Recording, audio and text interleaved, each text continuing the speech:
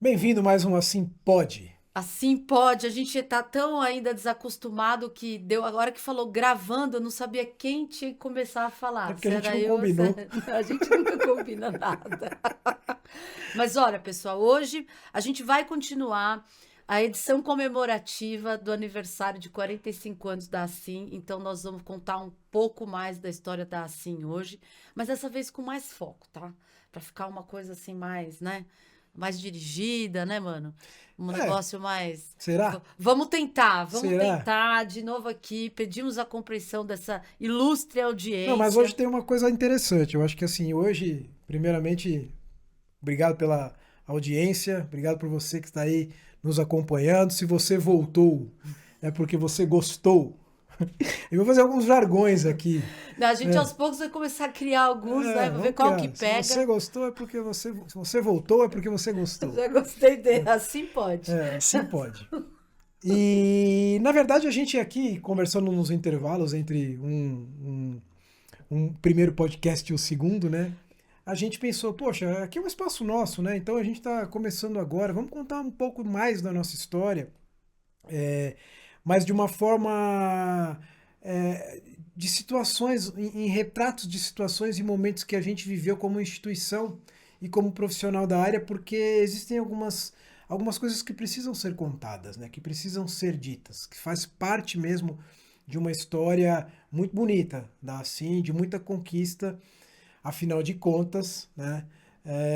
Não é de hoje que a gente tá nesse negócio trabalhando muito, mas a gente já sofreu momentos muito difíceis, né? Verdade. E eu acho até, mano, que é uma coisa que dialoga com a própria história institucional da gestão coletiva, né? Assim como uma das associações que participa, e hoje com bastante protagonismo na sua participação, inclusive, né? É, eu acho que quando a gente reconstrói essa história, a gente, na verdade, está reconstruindo a história de todo mundo, né? Então, até para a gente poder entender essas relações também que a gestão coletiva motiva, né, entre as instituições, tanto as que fazem parte da gestão, quanto as próprias instituições governamentais e etc. Então, acho que isso tudo muito tá. Não tem muito como dissociar, né? Quando você vai falar, assim, vou contar a história da gestão coletiva no Brasil. É muito louco Não, isso, e a né? gente tem uma situação muito diferente de praticamente de todas as associações, porque a gente passou por uma situação bastante complicada no passado. E isso é a história que eu acho que precisa ser contada. Muita gente não sabe, quem sabe não lembra direito, mas a gente que vivenciou, que viveu isso na pele, né, não esquece. E a gente entrou nesse assunto justamente porque a gente estava falando em abordar a questão da lei de Da regulação, lei. né? Da lei de regulação e fiscalização de ECAD de associações, que é a 12853. Eu quero falar bastante sobre isso também no nosso Assim Pode. Eu acho que, de repente, até num capítulo específico, Ah, mas eu acho, hoje a é. gente pode até dar uma pincelada, porque conversando sobre o advento da 12853 lá de 2013, a gente foi puxando um pouco da nossa história lá desde antes dos anos 2000, ali, final da década de 90, quando eu cheguei nasci em 99. E a gente foi relembrando situações de muita tensão num determinado momento em que se vivia no direito autoral, porque justamente o tema era o que a 12853 trouxe de bom, né, para o sistema de gestão coletiva e o que ela trouxe de novo e o que ela trouxe de ruim, né?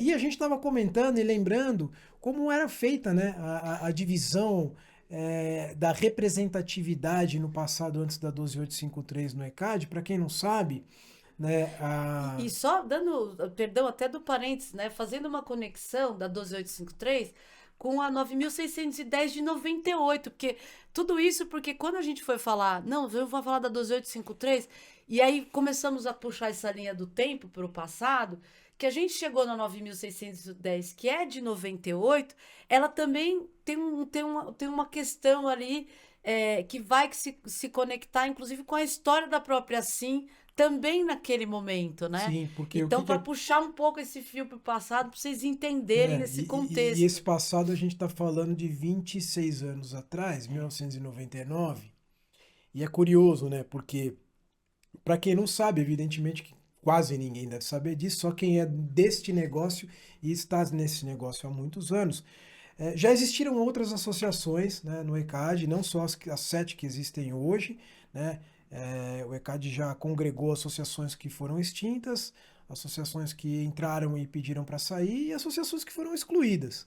E curiosamente, por incrível que pareça, a Assim foi uma associação que já foi excluída do ECAD em 1999, mas tem um contexto e assim, ele não é engraçado, mas ele é curioso, porque a gente foi inserido numa situação em que a gente não estava inserido, né? Então, o que aconteceu? Resumidamente, lá em meados final da década de 90, quando a 9.610 de 98 ainda não estava para ser promulgada, o ECAD já tinha um modelo de atuação na Assembleia Geral que era por representatividade de acordo com o seu market share de participação de repertório.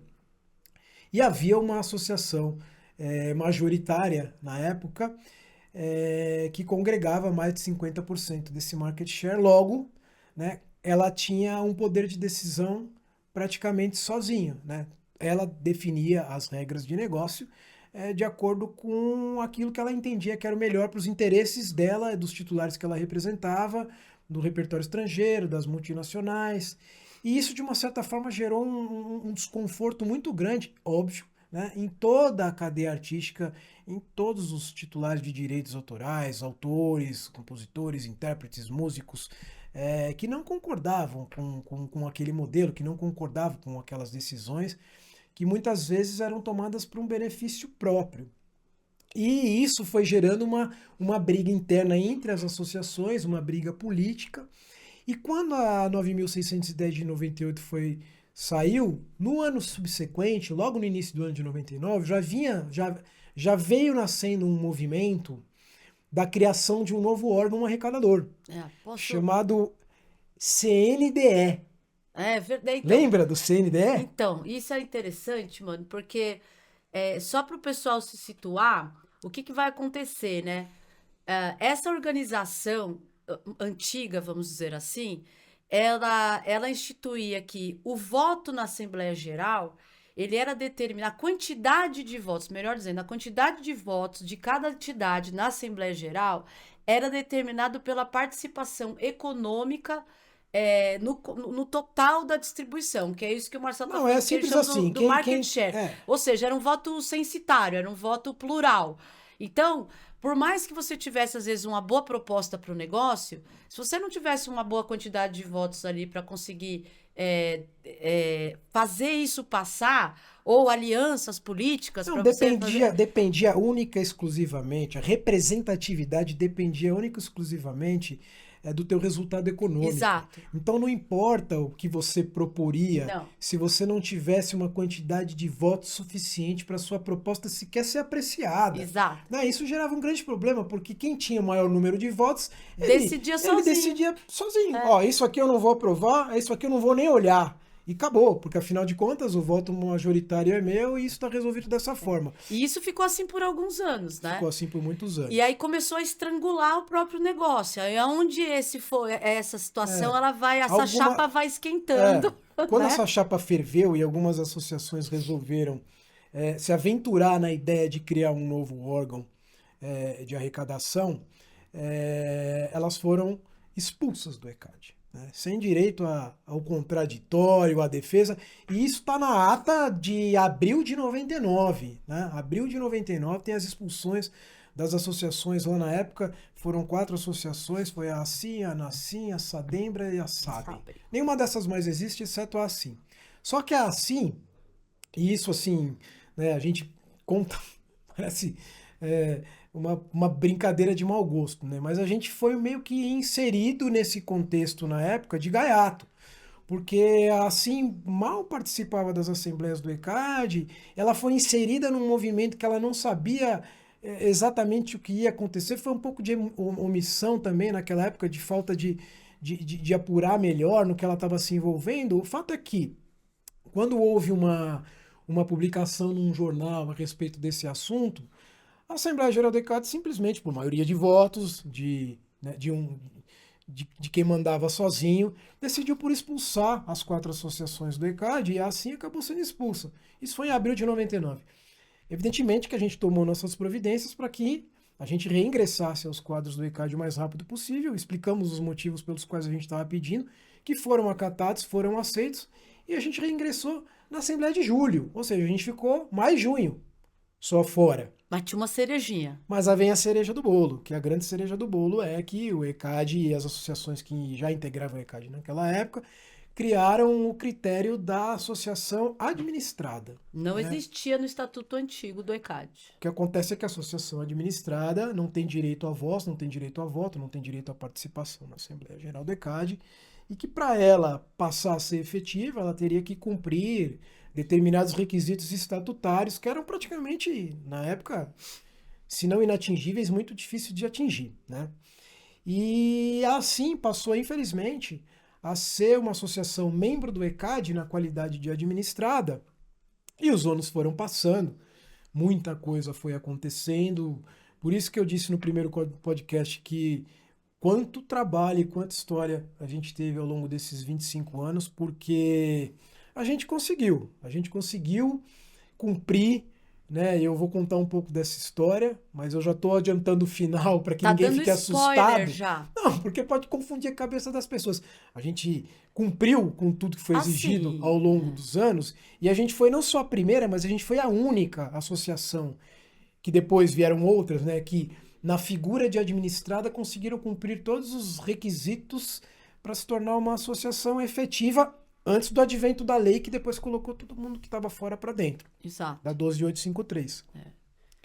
E por que eu estou contando isso? Porque isso é uma parte muito dura e muito difícil da nossa história, porque sim, houve uma perseguição muito grande, né, sobre a Assim, que tanto do ponto de vista profissional quanto do ponto de vista pessoal nosso, né, que a gente já tinha muito tempo de estrada nesse negócio. Naquela época a gente estava começando, mas a nossa primeira década trabalhando com isso foi numa condição de membro administrado, alijado, você não era comunicado das mudanças das regras, você não era comunicado de informações essenciais, né, minimamente para você poder administrar o teu negócio da melhor forma, e mesmo assim a gente foi conseguindo transpor todos esses obstáculos até o momento em que depois de 12 anos, por que depois de 12 anos? Porque cada vez que a Assim cumpria uma meta do estatuto, eles alteravam a meta. Se a meta for cumprida, vamos dobrar a meta. Na prática, foi exatamente o que aconteceu. Isso não é uma história que eu estou contando, que isso está documentado, embora eu esteja contando a história, mas ela está documentada, né? Os pleitos que a Assim teve ao longo dos anos, considerando que ela atingia aquilo que o estatuto determinava, mas o fato é que depois que as metas eram cada vez aumentadas e se tornando cada vez mais inalcançáveis, foi ficando realmente praticamente impossível. Os argumentos passavam a ser indefensáveis, né?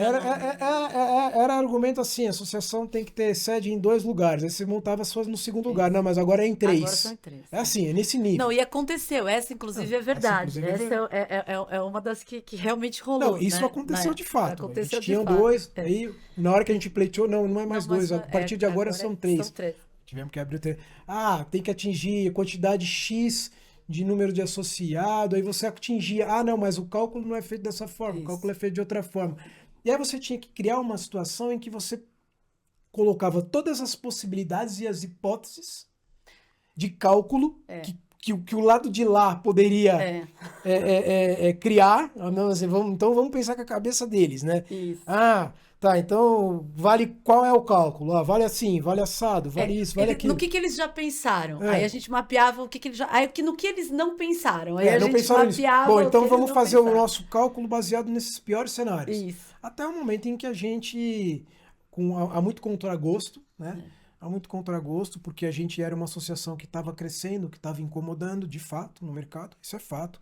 Mas há muito contragosto, a gente conseguiu. Contragosto do lado de lá, né?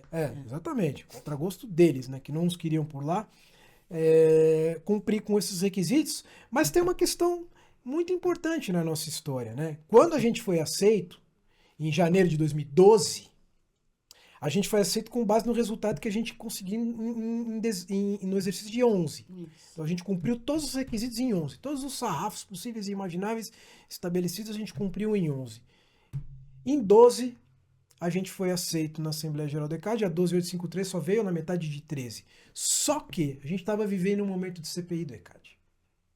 A gente estava vivendo um momento muito sensível no sistema de gestão coletiva brasileiro. Eu mesmo fui para Brasília depor, muito embora eu já era presidente da ASSIM na época, né?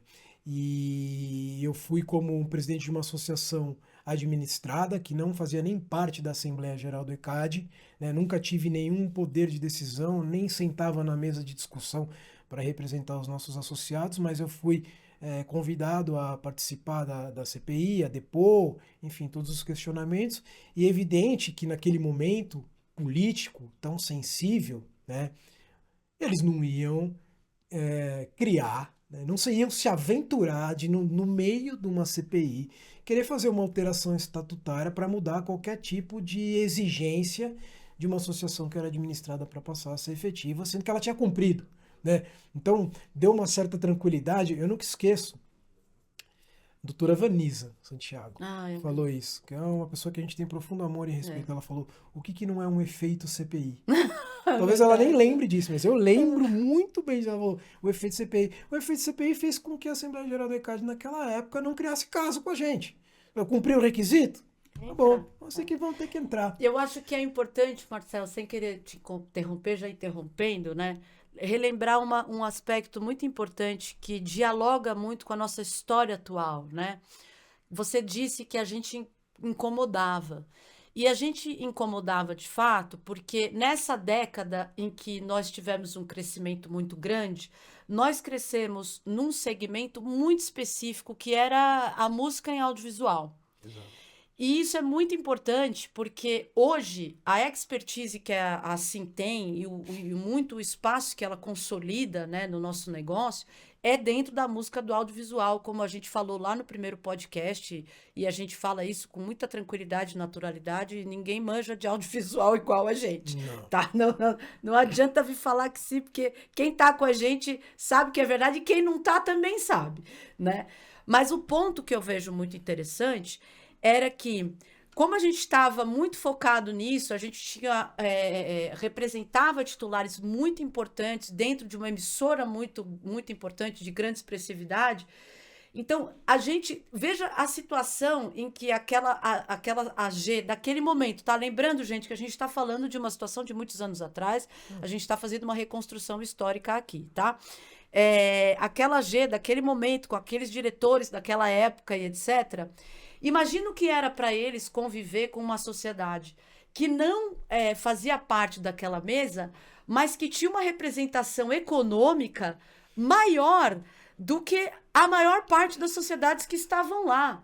No momento que você está falando Nesse segmento. Então, e no momento que você está falando de voto plural, né? Então, assim, se a ASSIM fizesse parte daquela mesa, ela teria uma representatividade de voto também, né? Quando a gente olha. Não. Significativa, inclusive. Então, era uma dança que realmente havia uma articulação política de alguns poucos ali, né? Para não querer mesmo que a gente entrasse, porque a gente ia desequilibrar ou não, né? Um cenário que já estava mais ou menos hegemônico, né? Que é aquela coisa do quando o concorrente incomoda e você pode fazer alguma coisa para acabar com o seu concorrente, você faz.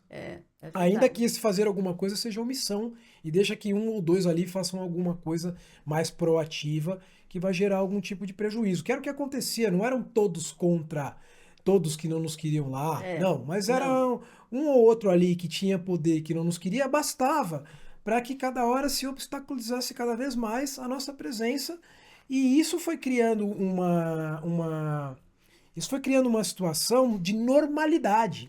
E esse era o grande problema. Normal, assim é uma associação administrada, tá quietinha no cantinho dela ali, trabalhando, fazendo dela. mas ninguém sabia o quanto a gente tinha que se esforçar, dobrado, triplicado, quadriplicado. Tanto é que teve um dado momento que a gente perdeu uma quantidade significativa de associados importantes para uma co-irmã, justamente pelo fato do ECAD ter alterado uma regra no audiovisual e essa co-irmã ter prometido fazer uma mudança na regra, revertendo uma situação que não aconteceu, que posteriormente todo mundo acabou voltando para assim, porque a promessa acabou não logrando êxito, né? Então, ó, já que a gente gosta de estar aqui, não resolve o nosso problema, eu vou lá, vou tentar, se não resolver eu volto, foi o que aconteceu. E isso para nós foi muito bom no que diz respeito a quando as coisas foram se normalizando. Porque os titulares continuavam assim, continuaram sendo representados por nós, e a gente pode fazer um trabalho né, muito melhor para eles, e eles foram se beneficiando disso ao longo do tempo. Mas o que acontece, o que é curioso no nosso negócio, né? A gente viveu um momento de muita tensão intersocietária que não existe mais hoje. Não. Né? Assim, é legal fazer esse paralelo para contar uma história muito pesada e muito complexa, mas também, por outro lado, é muito bom ver como as coisas estão diferentes hoje. Porque à medida que a gente foi conquistando o nosso espaço, não sendo aceito pela vontade alheia, mas sim conquistando o nosso espaço, com o tempo isso foi mudando um pouco. Essa figura, inclusive, da imagem do que a Assim representa hoje dentro do sistema de gestão coletiva, e eu tenho absoluta certeza que a nossa imagem é muito positiva, tanto para os titulares quanto para a própria associação com a irmã, para o ECAD. Isso, quem tiver dúvida, pergunta para qualquer executivo do ECAD, para qualquer outra co-irmã, para nós mesmos, que a gente sempre vai trabalhar com a verdade, com a história, com fatos mesmo do que aconteceu. A gente conquistou o nosso espaço. E o que aconteceu ao longo desses anos, né? Quando teve essa CPI do ECAD lá em 2011, que eu tive lá em Brasília, o relatório final da CPI saiu, que acabou com um projeto de lei que virou lei. A nova lei que não é mais nova, né, gente? Porque nós estamos falando de 2013. Mas a lei de regulação e fiscalização do ECAD e das associações, ela trouxe, enfim, inúmeras obrigações, tanto para o ECAD quanto para as associações, que deveriam passar a cumprir para que pudessem ter a habilitação pelo Estado concedida, coisa que antigamente não existia. Mas, principalmente, elas trouxeram um equilíbrio em relação à questão da representatividade, pois o voto deixou de ser plural. Né? Deixou de ser um voto econômico e passou a ser um voto igualitário. E foi uma das alterações mais corretas da lei, porque ela, inclusive, ela trabalhou muito em cima dessa questão do princípio da isonomia, da igualdade, do tratamento isonômico, do tratamento igualitário no associado interna corpore. As próprias associações tiveram que alterar os seus estatutos para que os seus associados gozassem dos mesmos direitos, evidentemente que dos mesmos deveres, mas que não tivessem diferenciação na sua tratativa. Logo, isso foi estendido para as associações. Então, a Assim hoje ela tem o mesmo peso e a mesma representatividade que qualquer outra co-irmã que faz parte do ECAD, e quem trouxe isso foi a 12853. Porque se isso não tivesse acontecido, por certo que a situação hoje seria muito caótica e a gente teria aí uma situação muito parecida com o que a gente tinha há 30 anos atrás, que seria um baita de um retrocesso, considerando que tudo evoluiu. Tudo andou para frente. Eu acho que é muito legal, assim, essa coisa que você traz, Marcelo, ela é muito importante, porque, primeiro que o espaço, em qualquer relação negocial, né, não existe espaço para você guardar mágoas, sabe essas coisas assim pessoais, né? Você ter questões mal resolvidas. Isso tem que ser Eu superado. acho que no momento em que nós sempre assim, o desejo da Assim sempre foi participar do negócio porque a gente sabia que a gente tinha como contribuir. E como contribuir de uma maneira técnica, expressiva, ajudando as regras a evoluírem, ou seja, de uma forma realmente efetiva, né? E no momento que a gente ingressa na AG e aí começa efetivamente a participar de todas as reuniões técnicas, periódicas, de todos os comitês técnicos, e aí os nossos próprios co-irmãs começam a ver, poxa, Esses caras Os aí caras trabalham sabem direito. do que eles estão fazendo, conhecem o negócio, tem como. Então, assim, isso mostra também, e eu penso que isso se conecta com o advento da 12853, que meio que obrigou todo mundo a trabalhar numa faixa de profissionalização que o próprio sistema estava exigindo, né? Porque também a gente não pode esquecer que a 12853 ela nasce num contexto de uma insatisfação da classe artística com relação a essa Exato. representatividade, E né? justamente esse é um Junto ponto. às suas próprias Então, associações, isso é né? um ponto super importante por dois motivos. Principalmente porque essa falta eh, de satisfação, né? Essa insatisfação de uma camada significativa tinha um motivo. O principal motivo era justamente esse. Peraí, como uma entidade ou duas entidades unidas controlam Decidem tudo, né? absolutamente tudo sobre esse negócio? Isso está errado. Aí começou um primeiro movimento, né? Isso lá, é, quando o atual secretário de Cultura, que é o Marcos Souza, na época ainda já era, depois ele saiu, depois ele voltou, depois saiu de novo, depois voltou.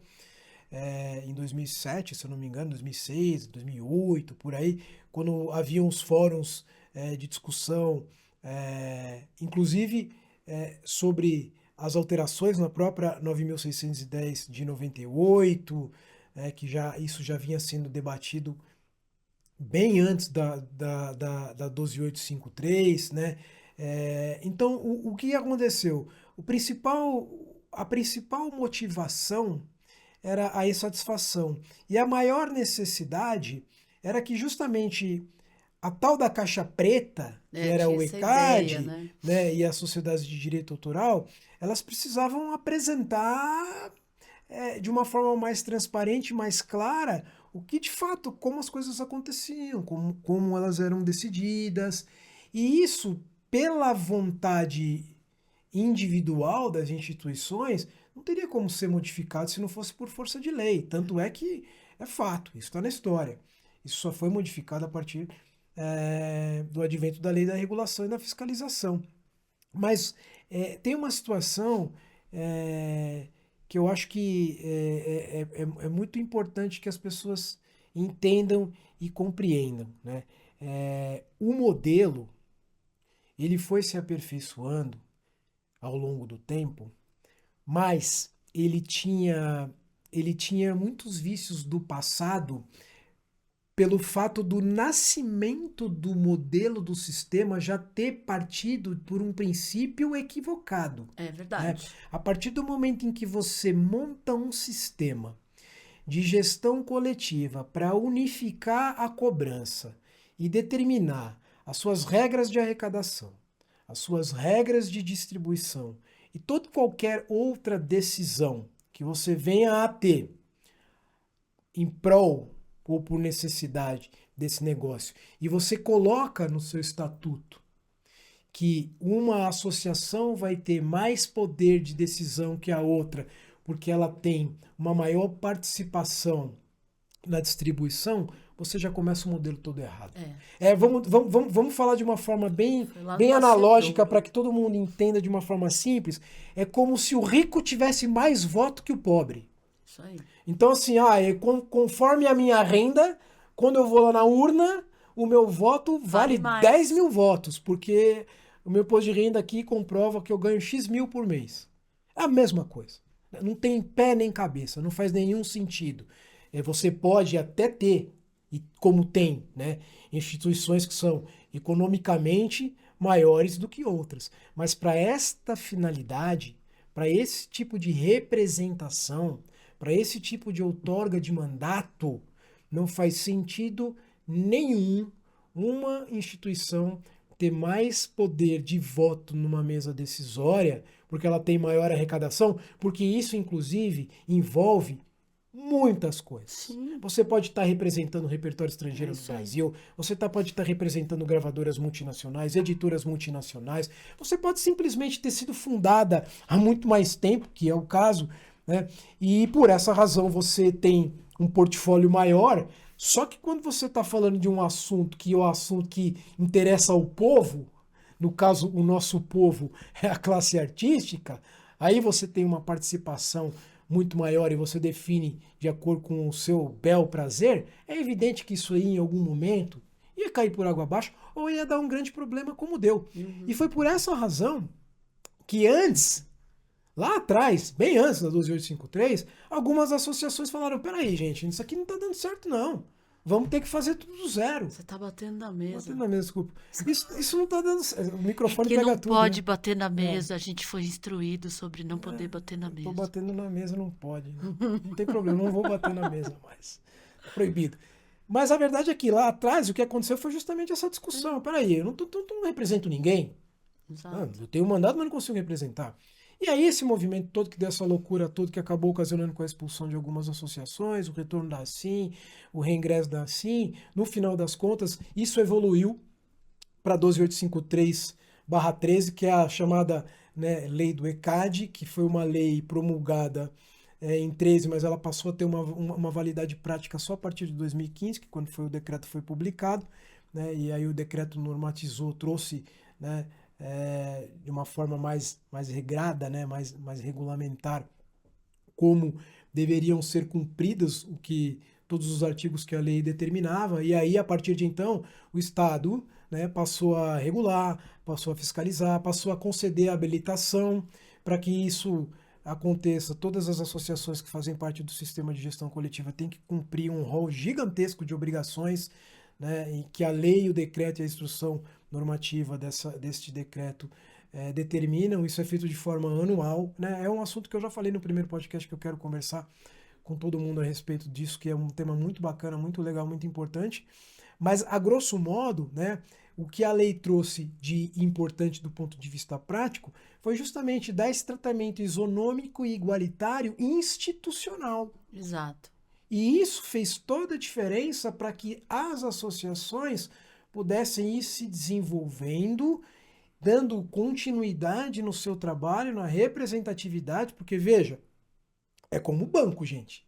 Imagina passar a ter um banco só. Você não tem a quem recorrer se alguma coisa der errado. Não. Né? Associação de gestão coletiva, mas vocês fazem a mesma coisa? Sim, fazemos, mas qual é o diferencial? O diferencial é a competência e o atendimento e a expertise em determinadas situações. No caso da ASSIM, a gente sempre gosta de pontuar isso, a nossa expertise no audiovisual, mas independente do audiovisual, a gente tem muita expertise em todos os outros segmentos também, mas é que o audiovisual faz parte da nossa história, então a gente tem um carinho um pouco maior. Mas a bem da verdade é que não fosse isso, talvez hoje o cenário seria completamente diferente. E seria, posso te garantir, para quem quiser se aprofundar mais nesse tema, seria muito prejudicial para quem quer ser representado. Né? E não se faz representado, né, Marcel? Porque a questão central é aquilo que você bem colocou antes. Você imagina, se você tem todo o poder de decisão concentrado em uma ou duas instituições, que tem ali no repertório em que administra pessoas que não tem nada a ver, por exemplo, com os interesses de uma outra classe que faz parte da classe artística, né? Então você vai ter, por exemplo, ali uma situação, vou falar qualquer coisa aqui, só a título de exemplo, não vamos falar tá? qualquer coisa, vamos falar um exemplo prático do nosso negócio. Desculpa te cortar, mas acho que é importante. Vou dar um exemplo prático, tá? Compositor de trilhas para o audiovisual. Pô. A associação majoritária X não congrega estes titulares. Né? Ou congrega poucos. Ou congrega pouco, ou congrega, mas tem um conflito de interesse porque congrega outros.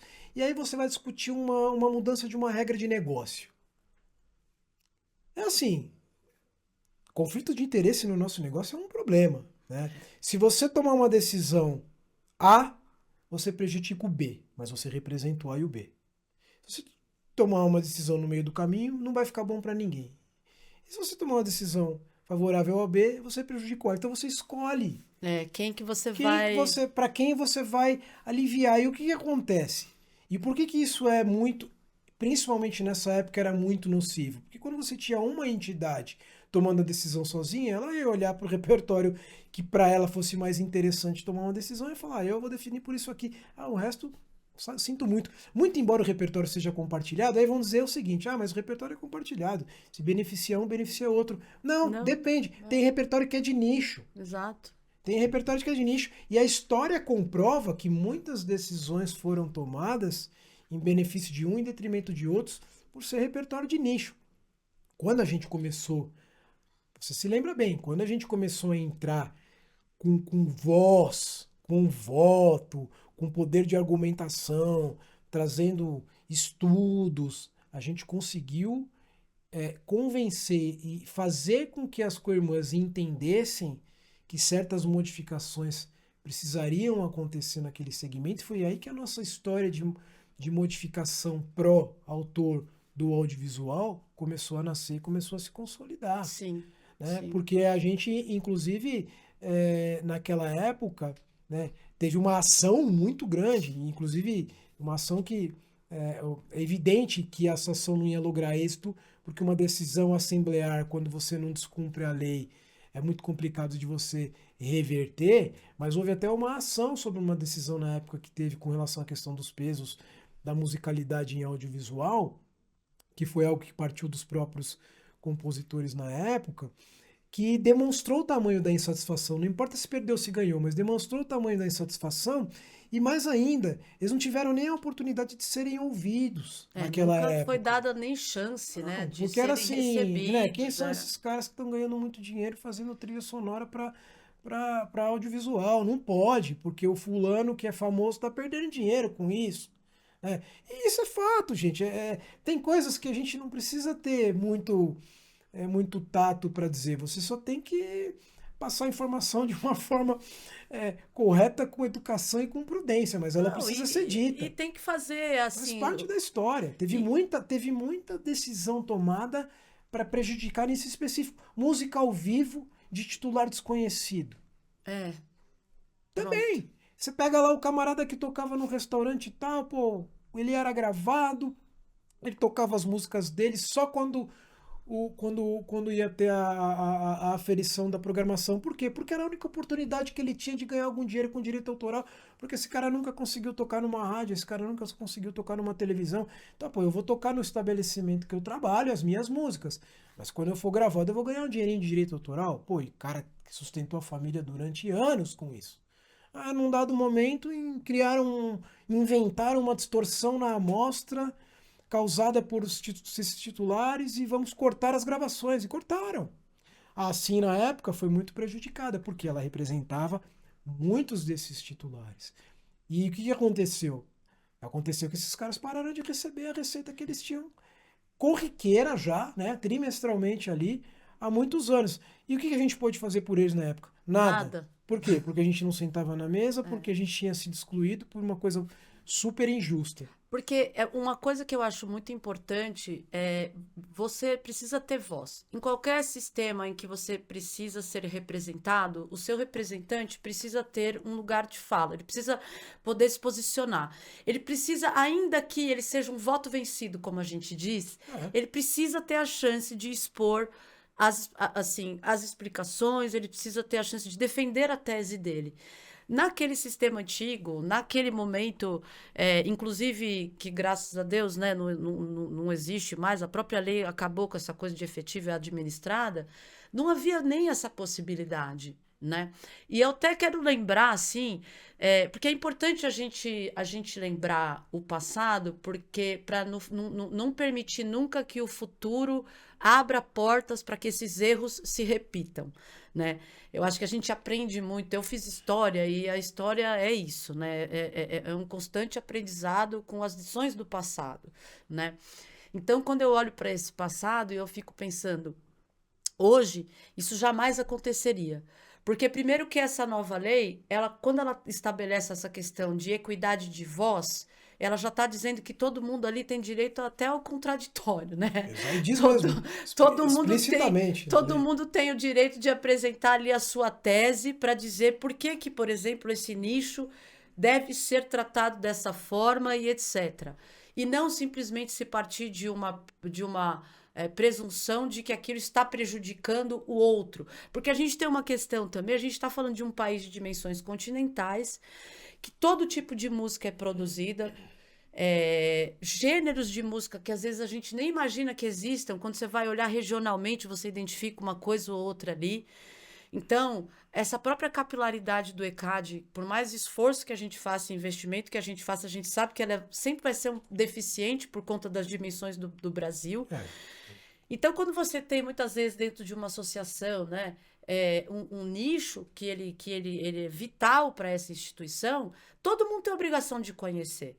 Todo mundo tem a obrigação de entender as especificidades daquilo, né? E o voto igualitário, ele permite que todas as associações participem de maneira equilibrada, na compreensão dessas regras. Não passa, as pessoas não passam mais a olhar só para o próprio umbigo. Não, e eu lembro que assim, E tinha uma uma coisa, questão. só para fechar um raciocínio que eu acho fundamental, que é a ideia de que a gestão coletiva é um mercado e não um negócio. Eu sempre bati muito isso, né, Marcel, com esse conceito, porque quando você fala que é um mercado, você já estabelece um caráter concorrencial que parte de um princípio de lucro, de geração de lucro. As instituições de gestão coletiva são entidades sem finalidade de lucro. Então, elas têm que olhar para o negócio delas como um negócio, não como um mercado. De maneira que todo mundo tem uma relação ali de coexistência com o mínimo de equilíbrio, né?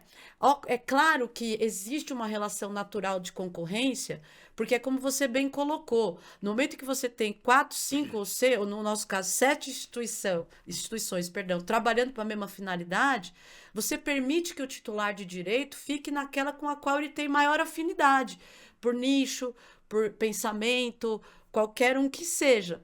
Então, você cria um vínculo de identidade associativa, um vínculo, né, de fidelidade, melhor dizendo, associativa. Não em detrimento daquilo que ele acredita.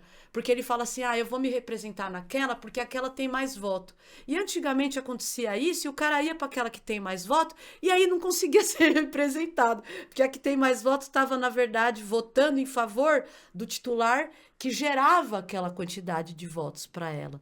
Então, eu penso que a maior conquista, né, com a 12853 foi realmente essa questão da transparência, que eu acho que era Vital. necessária, vital, né? Até para você poder também tirar aquele estigma de que as associações pequenas não têm transparência. As associações pequenas trabalham errado. Gente, pelo amor de Deus. Não, mas esse estigma era instituído Era principalmente contra o ECAD. Não era contra a associação pequena, isso não. que a gente está falando, que eu tava olhando, que a gente sempre fala do ECAD. A associação pequena ninguém nem sabia que existia. Tem razão. Eram as grandes, sempre tudo as grandes.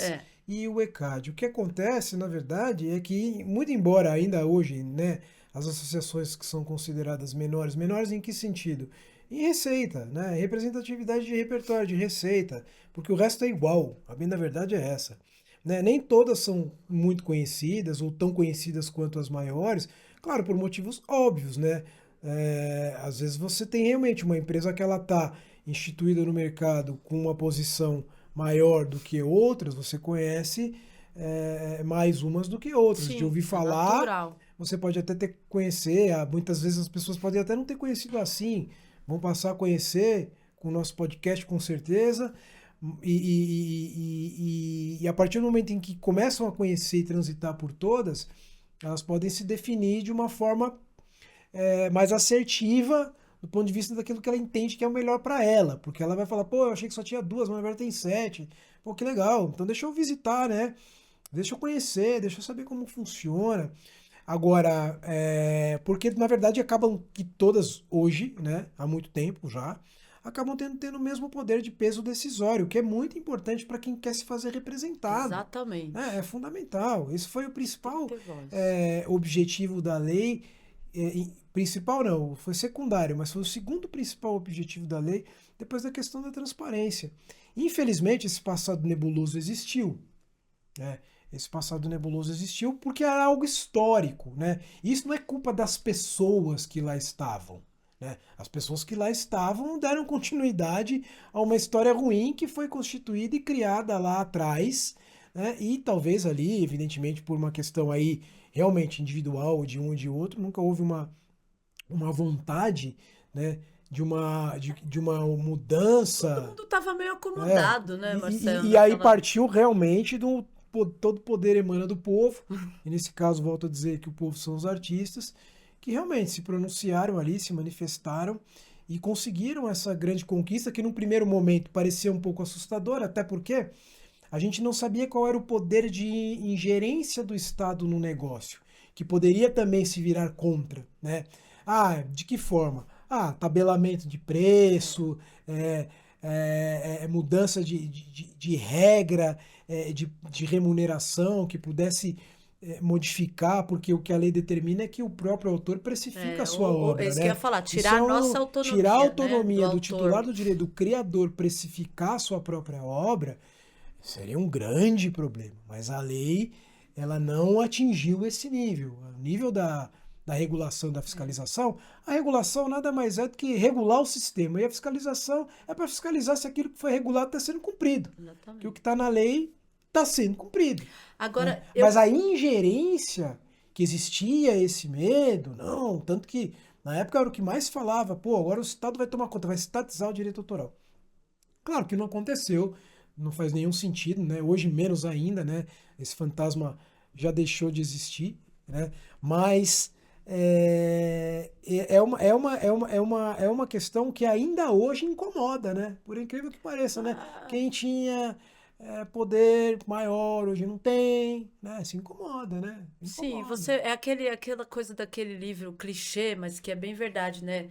Quem mexeu no meu queijo, lembra? É. Não pode mexer no queijo do amiguinho. Porque a gente tem uma questão hoje muito nociva no nosso mercado, graças, né, ao advento dessa lei, isso ficou pacificado, mas a gente tem uma questão que é a questão das compras de repertório por fundos de investimento em operação casada com associação, muitas vezes, a gente sabe que tem. E as que não são operação casada é a questão das concessões de adiantamento. Quem tem mais dinheiro oferece um dinheiro para um associado sair de uma associação e migrar para outra e o camarada vai. É, Né? E aí o cara não sabe nem o que ele está fazendo, porque o dia que ele está pegando adiantado ele vai ter que pagar, isso é um ponto. E segundo, ele não sabe se para onde ele está indo ele vai ser bem representado ou não. Então a gente sempre, né? O intuito do nosso podcast é alertar para tudo, é trabalhar com a verdade, sempre com o máximo de transparência possível. Se você pega um dinheiro numa associação para se transferir para outra e não sabe onde você está pisando, meu amigo, você pode ter certeza que você pode estar gerando um grande problema para você. Porque, e do ponto de depois. vista ético, institucional, isso é péssimo para o nosso negócio. Sim, Né? Quando eu falo nosso negócio, eu digo dos titulares, isso. dos artistas. É ruim para eles essa, é, é, essa, essa situação em que eles vendem, né, o tempo dele, uma parte do repertório dele, para um fundo que vai passar a receber os proventos dele ao longo dos anos, porque o dinheiro acaba, né? Ele pega um dinheiro ali e o dinheiro acaba. E a outra questão é você se desfiliar de um lugar que você tem afinidade, que você gosta, que você é bem tratado. Se você não gosta, não é bem tratado, ou ninguém sabe quem você Aí tanto é, faz, aí né? tanto faz, com dinheiro, sem dinheiro. Mas infelizmente já aconteceu assim, da gente perder titular que gosta muito da gente, que precisava de um dinheiro que a gente não pôde dar, ou que o nosso regulamento não permite que seja dado, o cara vai buscar em outro lugar e vai embora. A gente tem essa, até bom você ter falado isso, né? Ali nós temos assim alguns princípios que a gente considera que são pilares para nós, né? É, tem até um termo que eu gosto de usar, que inclusive foi um apelido quem deu foi o CEO de uma co-irmã, né? Para se referir a nós que fala, vocês são boutique, né? E eu adoro eu adoro ver assim como boutique, porque de fato nós temos o fato de a gente se ver dessa forma permite que a gente tenha, inclusive, até uma certa seletividade, né, em relação aos nossos titulares. Nós temos uma preocupação enorme Porque a de gente com preza pela quem. qualidade. A gente não É, pode, por exemplo, abraçar 70 mil titulares e não dar condição de atender os 70 mil. não, e não A só, né? gente A prefere gente tratar. trata aquele grupo de uma forma prime, né? Que hoje em dia é a palavra do Né? momento, né? Um atendimento prime. Mas não só isso, a gente também tem um cuidado enorme com a qualidade do repertório que a gente representa.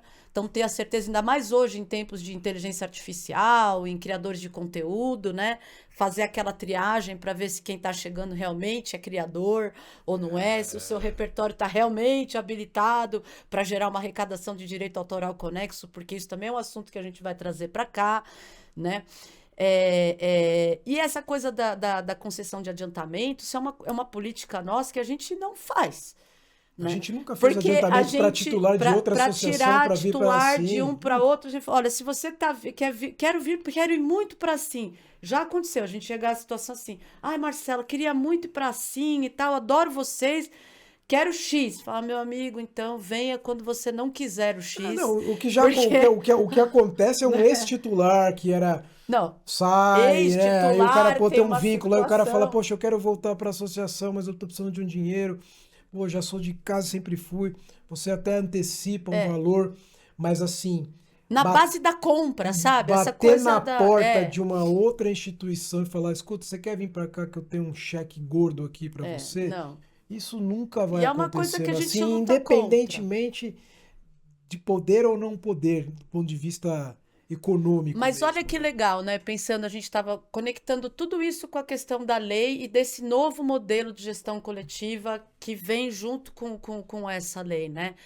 Se a lei não tivesse vindo, a gente ainda teria mais esse problema para lidar. Assim, a gente já convive Esse com problema não isso, morreu com a a lei. gente já convive com esse problema desde antes do advento da lei.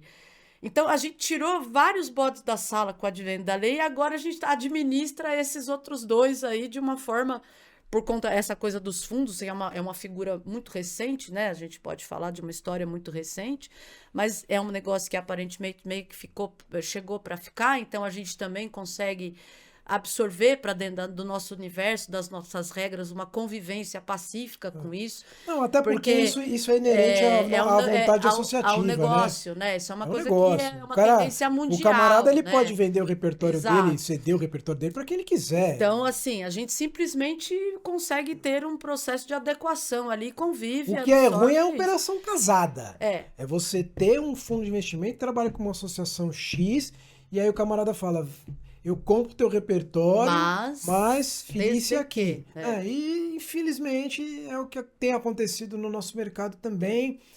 E essas coisas eu acho que não tem lei, não, não tem lei para só uma cobrir. Isso relação é relação de privada, né? ética, né? É uma relação de escolha. Aí depende, é uma relação porque a gente está falando de negócios privados, não tem nenhum tipo de ilegalidade. Mas a gente, como preocupado sempre em estar trazendo todos os tipos de discussão e informação, a gente fala para o titular, cara, avalia bem se essa oferta é boa para você mesmo, o quanto ela vai mudar a tua vida, porque você vai ceder o teu repertório, né, ou boa parte do teu repertório por muitos anos, ou talvez perpetuamente, né, por um valor econômico que você precisa avaliar se realmente isso vai fazer algum sentido para você ou não. A gente nem gosta de dar nossa opinião pessoal É, e uma opinião profissional, realmente, aí vai caber a análise de cada um. Mas o que a gente vê com um pouco de preocupação é que alguns negócios são feitos de uma forma em que é bom para o fundo, mas não é muito bom para o artista. não, eu acho assim, E não isso a gente existe. se ressente mesmo. Mas assim, não é uma crítica em relação a isso passar a existir. Porque tem muita gente que vai falar, cara, mas também isso salvou minha vida. É, No pior momento que eu tava, eu tinha o meu repertório para vender, em vida, consegui resolver um monte de coisa. Pô, legal, o dinheiro sempre vai falar mais alto. Mas a gente, como representante associativo, a gente tem que pensar em todos os lados. Nesse lado, que é o lado bom, né? O lado ruim. Mas o que é o ruim, na nossa visão, né? São operações casadas. E agora, Marcel, eu queria voltar duas casas aí na é, nossa conversa, porque a gente estava falando da história da Sim, e aí, de novo, né? é, A gente com essa coisa do podcast sem roteiro, dá até para montar um subtítulo, né? Assim pode o podcast sem roteiro. Aí, mas que eu tenho uma coisa que eu queria que você trouxesse, porque ela dialoga muito com dois momentos da vida da Assim, que você participou muito ativamente e que faz um contraponto muito legal com aquela visão antiga de que a gente não tinha direito de participar de nenhuma comissão, de nenhum comitê, várias vezes, inclusive, violinos ao fundo, né? Você foi ao ECAD para fazer pleitos representando, por a favor, Marcos flauta Viana, desafinando. mande o fundo para esse momento aqui para nós. É, e você ficou sentado do lado de fora da sala de reuniões sem Não, ser recebido. humilhação, Humilhação, assim, literalmente. pensem, né? Chegou nesse nível. E, de repente, cara, quando vem a 12853, a mesma gestão coletiva, né? Aí eu tô falando institucionalmente, não necessariamente as mesmas pessoas, até porque Sim. não eram as mesmas pessoas, né? Algumas sim, outras não. Mas, assim, a mesma gestão coletiva que deixou você sentado do lado de fora foi a que te nomeou para representá-la junto ao Ministério da Cultura. E mais do que isso, né? A negociação que você fez ali com o senador Humberto Costa, que evitou a quebra do sistema. Eu É. queria que você contasse essa história, porque eu acho que ela é muito importante e o ouvinte tem que conhecer. Isso realmente fez parte da minha história profissional, pessoal e institucional, que foi algo que de fato beneficiou todas as instituições, inclusive o ECAD, porque a gente participou na época ativamente, né, do advento da 12853 e principalmente ali logo naquele final, quando ela estava para ser promulgada, detalhes finais que estavam sendo debatidos no dia da votação no Congresso Nacional. Eu cheguei cedo lá no Congresso, consegui uma audiência antes da votação, que seria à tarde, com o senador Humberto Costa, e levei um rol de situações de significativa importância para o nosso negócio, que se eles não mudassem naquela manhã, a possibilidade do sistema ruir no ano seguinte seria muito grande. E as principais se relacionavam com a questão econômica e com a questão da organização, o tempo de organização para que as associações pudessem se adequar à lei, porque o projeto de lei que seria votado, que até então, até o momento da votação era um projeto, não era uma lei, ele trazia uma redução da taxa de administração do ECAD naquele momento de 40% já para o exercício seguinte.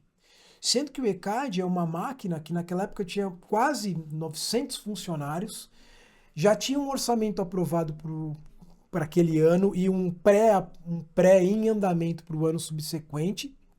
E não teria a menor condição, tanto o ECAD quanto associações, de não terem um problema muito sério naquele ano se houvesse uma redução de 40%. E eu, conversando com o senador na sala, eu falei para ele, senador, nem numa família comum, quando você reduz da noite para o dia a receita em 40%, você não tem um abalo sísmico.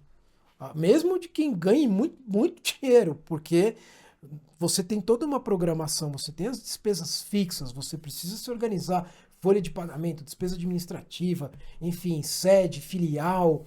Falei, o ECAD é uma máquina gigantesca, as associações também. Aí ele parou para pensar e fez aquela de cara de, pô, como não pensaram nisso antes, né? Por 40% de um exercício para o outro. Ele falou, qual a sugestão? Eu falei, bom, a sugestão é que essa redução não aconteça. A primeira, plano A, ele falou, plano A, indeferido, não tem como, isso é negociável, vai acontecer. Eu falei, e a gente então precisa escalonar? Aí ele, de que forma? Eu falei, olha, pelo menos em 4 anos, 10% ao ano. A gente reduz 10% no ano, as instituições vão se readequando. 10% no outro ano, mais 10%, mas até chegar aos 40% de redução. Ele topou. Alterou na lei.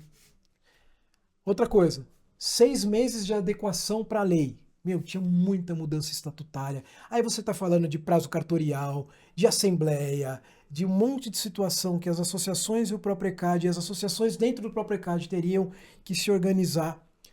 Falei, impossível 6 meses. Nós estamos em vias de aprovar uma lei em junho, a partir de novembro não acontece mais nada nesse país. A gente vai ter 5 meses para se readequar, não tem como. Falei, olha, eu sugiro que a gente faça por pelo menos em 3 anos. Ele falou, 3 não dá, 3 é muito. Falei, então pelo menos em 2. 2 são 2 exercícios. A gente precisa de 2 exercícios para a gente poder se enquadrar, até porque existem situações nessa lei aí que não tem como, é inviável o desenvolvimento de tecnológico para a questão da transparência, do acesso à informação, você não desenvolve, né? A gente está falando de 2013, né, gente? Nós estamos em 2025. Você não desenvolve tudo assim, ainda mais naquela época, né? Pois ele concordou também, escalonou, alterou de 6 meses para 2 anos. E algumas outras alterações de relevância menor, mas não menos importante, né? Não que não fossem importantes, que a gente sugeriu ali, Eu até estava na época, nessa reunião, a presença com a ex-superintendente do ECAD, com a doutora Glória, e com o representante do ECAD em Brasília, que era o Márcio Duval. A gente estava na sala com o senador Humberto Costa quando eu trouxe essas propostas para ele.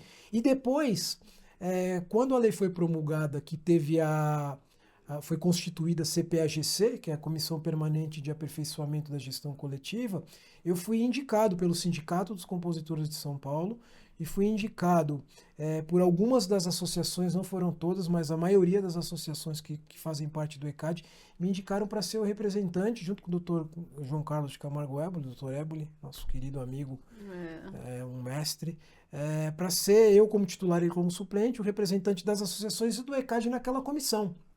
E dentro daquela comissão, a gente trabalhou incessantemente também para alterar algumas situações importantes que a instrução normativa trazia, que prejudicariam as associações, e a gente conseguiu trabalhar e alterar, entre outros trabalhos que foram feitos. Isso a gente tem algumas atas, né, registradas desse trabalho que foi feito ali ao longo de 2015, 2016, até que as habilitações saíram só em 2018. Por incrível que pareça, você vê a lei de 13, os decretos vieram em 15, as habilitações só saíram em 18. Então, isso que você está dizendo é interessante, porque essas sugestões que você deu para o senador Humberto, quando a gente pensa nesse ato entre 13 e 15, tem relação com isso, né? Tem relação com isso e tem relação com uma questão política que a gente estava vivendo no Brasil, porque houve a queda da Dilma, né? Então, quando a Dilma cai e entra o Temer, o primeiro ato do Temer, não sei se você vai lembrar, foi acabar com o Ministério da Cultura. E a fiscalização toda ela estava sendo feita pelo Ministério da Cultura. Aí ele volta atrás. E aí refaz toda a estrutura. Isso demanda um tempo. E aí teve a nova eleição. Aí quando teve a eleição em que o Bolsonaro foi eleito, eles tiraram da cultura, passaram para o Ministério da Cidadania. Nossa. Depois da cidadania ficou um pouco tempo, foi para o Ministério do Turismo. Depois do turismo, voltou para a cultura de novo, quando o atual presidente foi eleito. Então o que acontece? Houve uma dança das cadeiras aí, inclusive o Marcos Souza, que era o secretário de Cultura daquela época, quando a 12853 foi promulgado, o decreto saiu em 2015, ele acabou saindo e voltou depois agora. Só depois que o Lula foi reeleito de novo, agora foi em 2022, né? 23? 22, que ele assumiu em janeiro de 23, eleito em 22, né?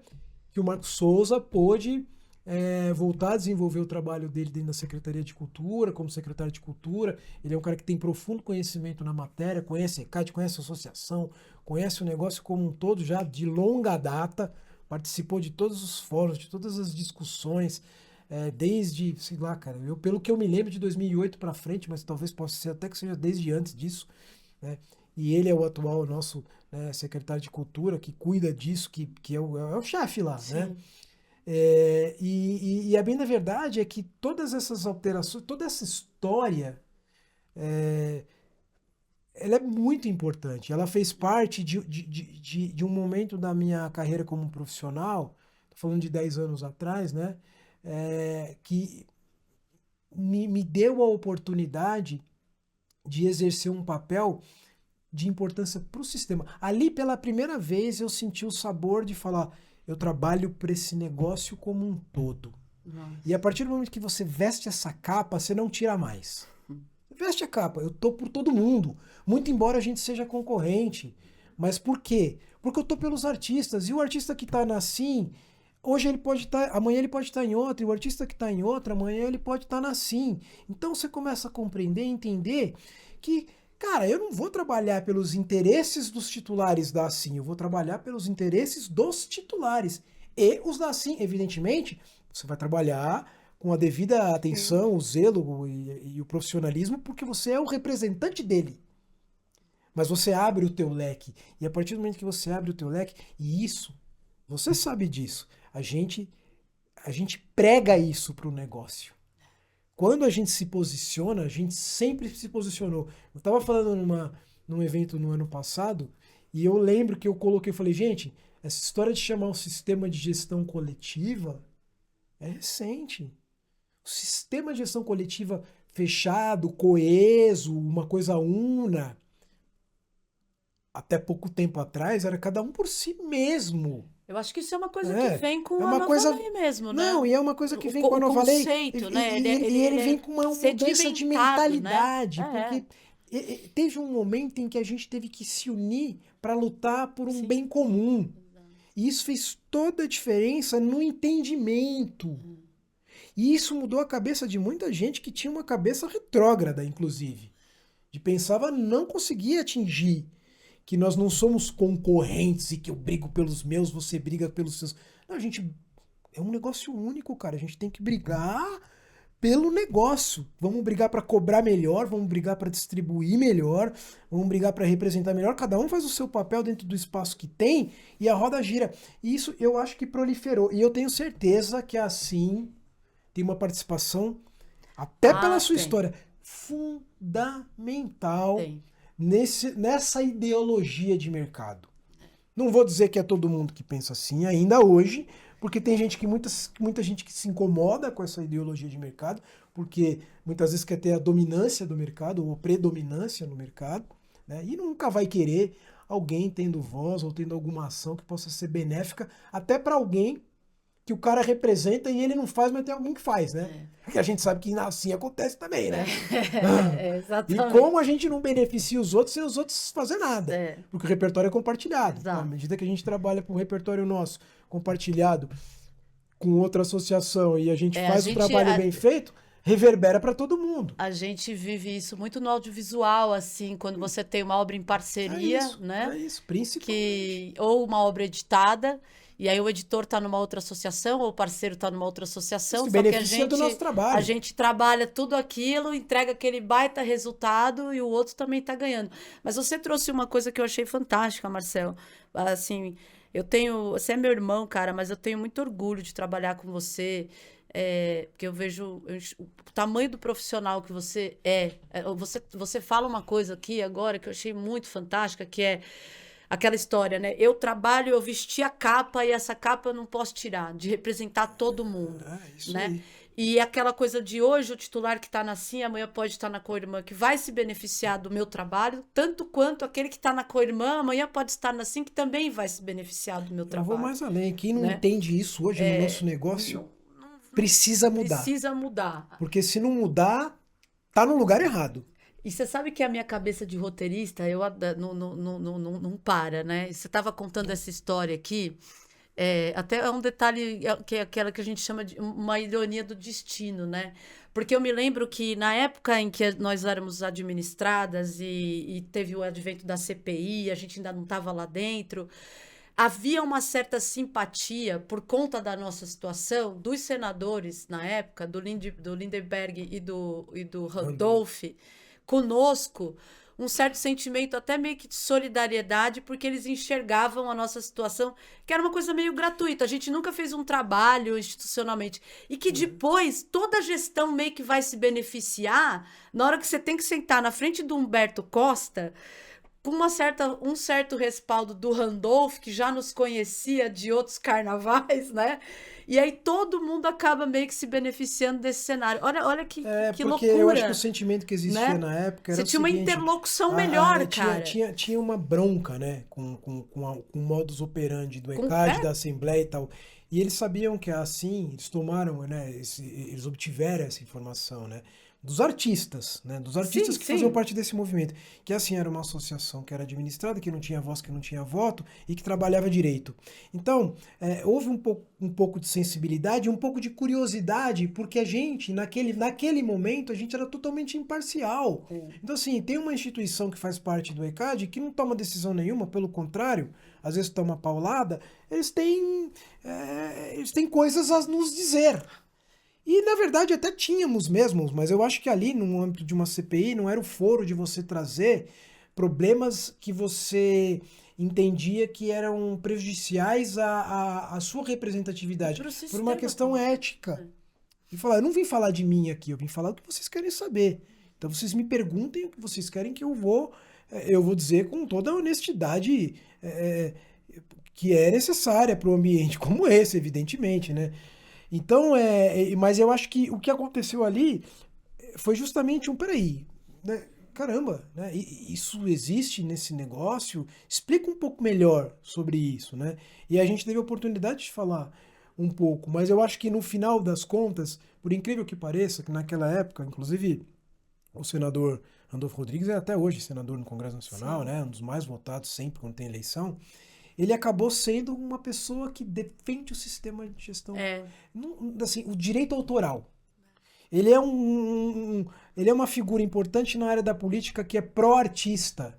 E na época que ele conseguiu, com um punho firme, né, passar ali a 12853, depois que ele viu que as coisas aconteceram, depois que ele viu qual foi o benefício que ele acabou conseguindo trazer, o clima mudou completamente, até porque houve um entendimento e uma compreensão de que de fato o sistema evoluiu, o sistema mudou e o sistema é totalmente diferente do que era naquela época e mais que a demanda foi atendida.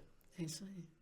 Quando a demanda é atendida, É, objetivo atingido, o né? objetivo é atingido e é isso Problema que superado, vamos pro é próximo, né? o político que está lá pelo povo, pela causa pública, é isso que ele quer.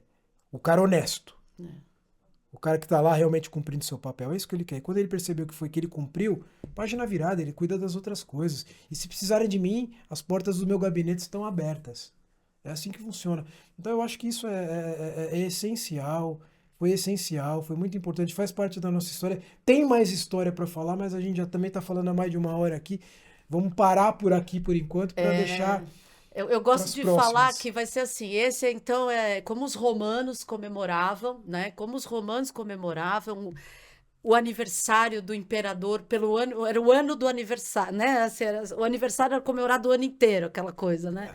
Então a gente vai ter esse ano comemorativo dos 45 da Sim, inaugurando esse podcast, esse segundo episódio, contando mais um pouco dessa nossa história. E aqui é um ambiente que a gente pode E falar tudo sobre nós.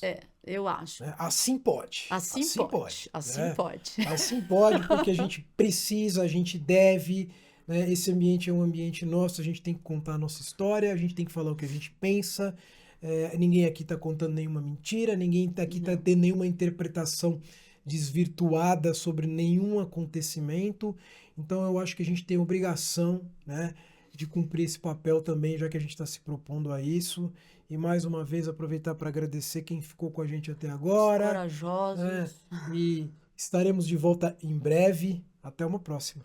Um beijo e até breve.